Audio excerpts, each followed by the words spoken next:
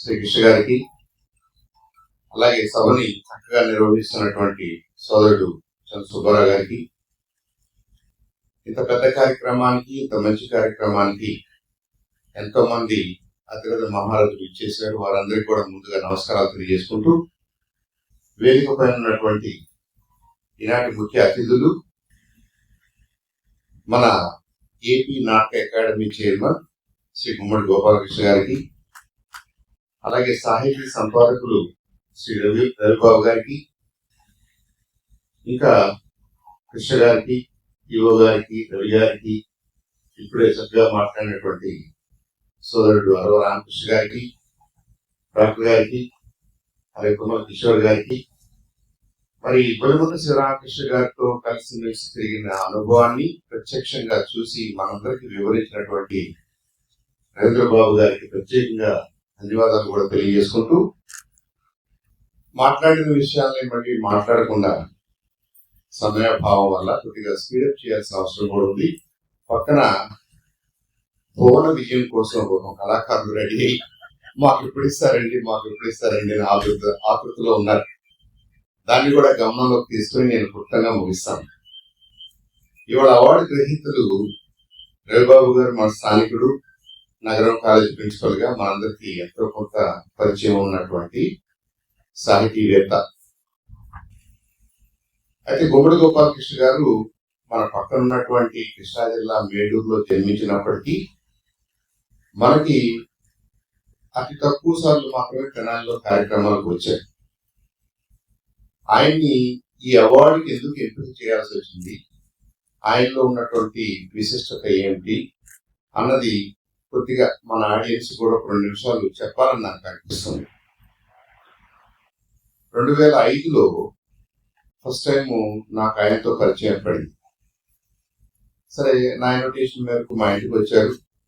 నాకు జనరల్ గా పద్యాలు కానీ, కవితలు కానీ, కవిత్వం కానీ నాకు పాండిత్యం లేదు, కానీ ఎవరైనా చెప్తే బాగుంటుంది, వింటే బాగుంటుంది అనే ఒక మంచి ప్రేక్షకుడు నేను మాత్రం.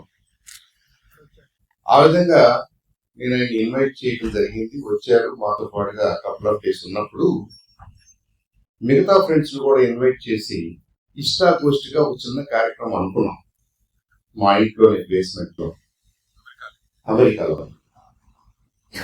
అది నేనేం ఎక్స్పెక్ట్ చేశానంటే ఒక 5-10 నిమిషాల పాటు ఆయనకి తెలిసిన పద్యాలు ఏమైనా పాడతారేమో అనుకున్నాం.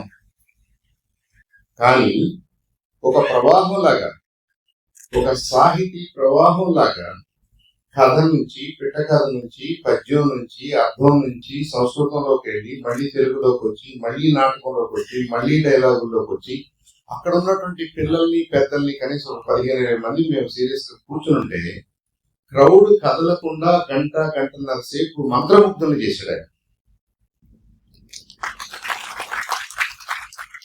అప్పుడు ఫస్ట్ టైం నాకేమవుతుందంటే, మీకు సాహిత్యం మీద అవగాహన ఉండటానికి, మీరు కవి అవడానికి, కళాకారుడు అవడానికి, లేదా మీలోని ప్రజ్ఞ అంతగా డెవలప్ అవడానికి పేపర్ డిగ్రీలతో పని లేదనిపించింది. మనందరం బిఏలు, ఎంఏలు, ఎంకామ్లు, పిహెచ్డీలు చేసేసుకుని ఆ పేపర్ జేబులో పెట్టుకుని, బాక్స్ లో పెట్టుకుని, నాకేదో డిగ్రీలు ఉన్నాయి, మేమేదో చదివేసామని అనుకుంటామే, అది తప్పు అని అనిపించింది. దానికి శివరామకృష్ణ గారు ఒక మంచి ఉదాహరణ. అంటే నాకు రెండో ఉదాహరణగా గుమ్మడి గోపాలకృష్ణ గారు కనపడ్డాడు. ఆయనకి ఫార్మల్ ట్రైనింగ్ ఏం లేదు. ఆయన ఏదో కళాశాలలోకి వెళ్ళి సంగీతం నేర్చుకోలేదు, పద్యం నేర్చుకోలేదు, నాటకాన్ని గురించి ఆ ఫార్మల్ గా ఆయన ఎక్కడ నేర్చుకున్నట్టుగా లేదు.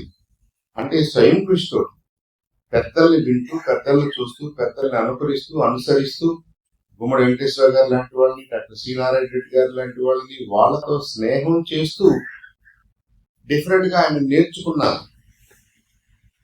ఆ విద్య ఇవాళ అంటున్నాడు కదా, ఇందాక కూడా చెప్పారు, నేను ఏదో నేర్చుకుని చేశాను అనే ఒక గిల్టీ ఫీలింగ్ నాలో ఉంది. దానికి కొంత ఫార్మాలిటీ ఇవ్వాలంటే నేను నిజంగానే ఒక టీచర్ దగ్గర ఆ క్లాసికల్ మ్యూజిక్ లోని అంశాన్ని నేను నేర్చుకోవాలనుకుని నేను వెళ్ళాను. కృష్ణనగర్లో వాళ్ళ ఇంటికి వెళ్ళినప్పుడు సీరియస్ గా ఆ కింద ఫ్లోర్ అంతా కూడా హార్మోనియం అది ఇది పెట్టేసుకుని, ఏం చేస్తారు గోపాలకృష్ణ గారు అంటే, నేను క్లాసికల్ మ్యూజిక్ నేర్చుకుంటున్నాను అంటారు. అంటే is a student for ever. one who is a student forever is definitely somebody to take care of, somebody to appreciate. ఆ భావన, నేను ఇంకా నేర్చుకోవాలనే భావన ఐ థింక్ చాలా చాలా ఇంపార్టెంట్. అది కూడా గోపాలకృష్ణ గారిలో ఉంది. సరే, మేమిద్దరం, నాకైతే చాలా we were thrilled beyond words. నేను వెంటనే ఆయనకు ఒక రిక్వెస్ట్ పెట్టాను. అప్పుడు నేను తెలుగుదేశం పార్టీలో యాక్టివ్గా ఉన్నాను. నేనేమన్నానంటే, గోపాలకృష్ణ గారు, ఎన్టీ రామారావు గారు అంటే తెలియని మనిషి లేడు మన తరంలో. కానీ కొత్త పిల్లలకి ఎన్టీ రామారావు గారు అంటే అవగాహన ఉండకపోవచ్చు, రాబోయే తరాలకు అది కూడా ఉండకపోవచ్చు, ఆ పాట అవగాహన కూడా. సో ఆయన్ని ఇమ్మోర్టల్ చేయాలంటే ఆయన జీవిత కథని మనం అన్ని కళారూపాల్లో, మనకి వీలైన అన్ని కళారూపాల్లో రాసి చేయిస్తే ఎలా ఉంటుంది, దానికి మీరు లీడ్ తీసుకుని మీరు కూడా కొంచెం సహాయం చేస్తే బాగుంటుందని నేను రిక్వెస్ట్ చేసి వెంటనే ఆయన ఒప్పుకున్నారు. చంద్రబాబు నాయుడు గారికి ఆ ప్రపోజల్ పెడితే ఆయన ఒప్పుకున్నారు. మా ఉద్దేశం ఏంటంటే, ఎన్టీ రామారావు గారి జీవిత చరిత్రని ఇప్పుడు మనం బొలిముద్ద శివరామకృష్ణ గారి గురించి ఎలా తెలుసుకుంటున్నామో అదే ఒరవడిలో రాయగలిగిన ఒక మంచి రచయిత చేత షార్ట్ అండ్ స్వీట్ గా 60 minutes, 80 minutes, 90 minutes లో రాయాలి. దాన్ని మన ఆంధ్రప్రదేశ్ లో ఉన్న వివిధ కళారూపాల్లో మనం ఎలా పాడుకుంటామో అలా పాడాలి. కీర్తనలాగా, హరికథలాగా, బుర్రకథలాగా, పాటలాగా, పద్యంలాగా అన్ని రకాలుగా పాడాలి. అన్ని రకాలుగా దాంట్లో బిట్స్ అండ్ పీసెస్ ఉండాలి. డైలాగ్స్ కూడా ఉండాలి. అన్నగారి డైలాగ్స్ కూడా పెడదాం, ఒకటి రెండు అని ఇదంతా ప్లాన్ చేసి, మరి ఆ బాధ్యత నేను ఆయనకు అప్పచెప్తే ఆయన కూడా దానికి ధీటుగా టీంని ఏర్పాటు చేసి సుద్దాల అశోక్ తేజ గారిని రైటర్గా ఎన్నుకున్నాం. సుద్దాల అశోక్ తేజ గారు ఒక 4 రోజుల పాటు పెన్ను పెట్టలేదు. ఆయనకి ఎక్కడ మొదలెస్తే ఇటు వెళ్ళాలో. మరి ఎన్టీ రామారావు గారు అంటే అది ఒక మహాగ్రంథం అయిపోద్ది. 60 నిమిషాల్లో ఎవరు చెప్తారు, ఎలా చెప్తారు, మళ్ళీ రేపు ఎవరు ఏం అనకూడదు కదా, ఆక్షేపించకూడదు కదా.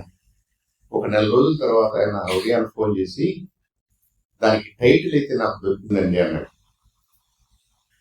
నందమూరి రామాయణం. వినగానే ఒకంత మనకున్న లిమిటెడ్ పరిజ్ఞానంతో, అరే అట్టేటాలు మరి ఆయన ఉంది కదా, మళ్ళీ మనకు కొన్ని ఫ్యాక్ట్స్ తెలుసు కదా, మరి ఎవరన్నా అనుకుంటారేమో. అదేనండి, మనం రామాయణమే నడిపిస్తాం. ఆయనలో ఉన్న రాముడి లక్షణాలు నడిపిస్తాం, మంచి లక్షణాలు నడిపిస్తాం, మంచిని చూపిస్తాం. మంచిని ప్రజలు గుర్తుపెట్టుకోవాలి. మానవులందరూ కూడా ఏదో ఒక రకమైన పొరపాట్లు హిస్టారికల్ గా ఏదో జరిగిపోతా ఉంటాయి. దాన్ని పట్టుకుని ఎలాడాల్సిన అవసరం లేదు, అది నా అభిప్రాయం కాదు. సో నందమూరి రామాయణము, దానికి నందమూరి రామాయణం అనే టైటిల్ సాంగ్ ఎలా ఉంటుందో కూడా పాడి వినిపించారు. అప్పటికే వాళ్ళిద్దరు మాట్లాడుకుంటున్నారు.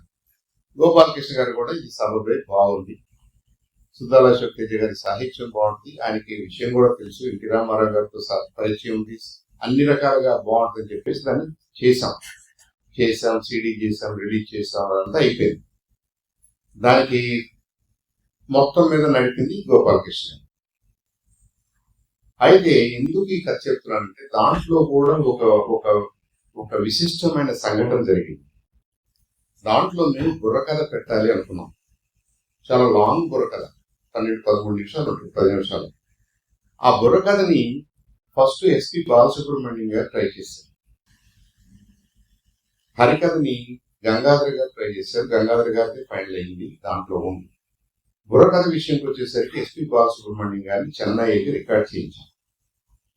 అప్పుడు ఎస్పి బాలసుబ్రహ్మణ్యం గారు ఏమన్నారంటే, గోపాలకృష్ణ నువ్వు ట్రై చేయి ఒకసారి, నువ్వు ట్రై చేసిన తర్వాత ఏది బాగుంటే అది నేను ఫైనలైజ్ చేస్తాను, అదే ఫైనల్ అన్న. ఈయన ట్రై చేశారు. ఎంత నిస్వార్థంగా అండి ఎస్పి బాలసుబ్రహ్మణ్యం గారు. అందుకే వాళ్ళని సరస్వతి పుత్రులు అని. ఆయన నిర్మోహమాటంగా ఆ బుర్రకథ చెప్తానికి నా గొంతు సరిపోలేదు, గోపాలకృష్ణ గారిదే సరిపోయింది, అదే ఫైనల్ అని మేము ఆయనకి ఏదో కొద్దిగా పారితోషికం ఇస్తే అది కూడా తిప్పించేయడానికి సిద్ధపడ్డాం. ఆయన అంత రికార్డ్ చేసిన తర్వాత, అంటే సరస్వతి పుత్రులని మనం అంటున్నప్పుడు నా ఉద్దేశం అది డిగ్రీలు బట్టి అని నేను అనుకోవట్లేదు. కొంతమందిలో అది ఉంటుంది, అది నిగూఢంగా ఉంటుంది, ఆ సందర్భాన్ని బట్టి అది బయటకు వస్తుంది.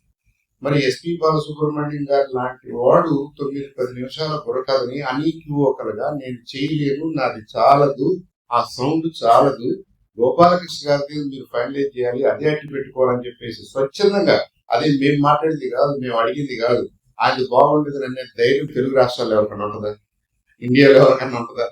అంత బాగా పాడాడండి. ఆయన పాడి చాలా పాటలు ఉంది దాంట్లో. కానీ బుర్రకథ విషయంలో పద్యం కానీ బుర్రకథ కానీ నాది చాలదు అని ఒప్పుకోండి.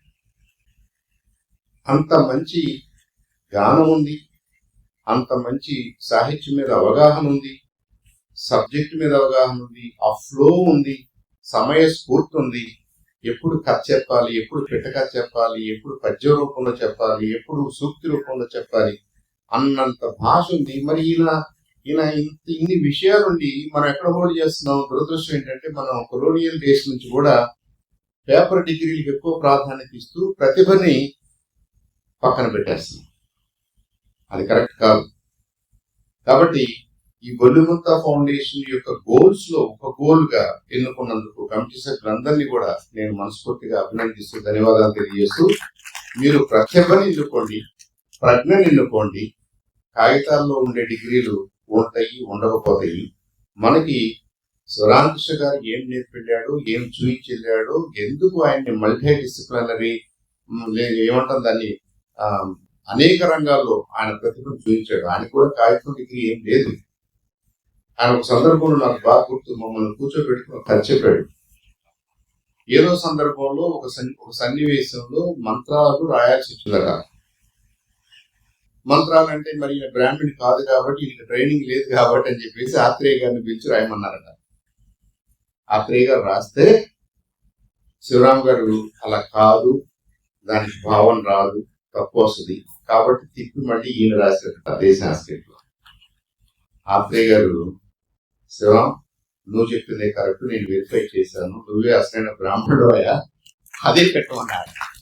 చెప్పేవాడు, అరే మీరు జాగ్రత్త చదువుకోవాలి, మీరు అన్ని విషయాల్లో అవగాహన పెంచుకోవాలి, చదువుకోవాలి, అంతేగాని నేను స్కూల్కి వెళ్ళాను వచ్చాను, కాలేజీకి వెళ్ళాను వచ్చాను, నాకు ఉద్యోగం వచ్చింది, దీస్ ఆర్ ఇమ్మెటీరియల్ అన్నది ఆయన పాయింట్.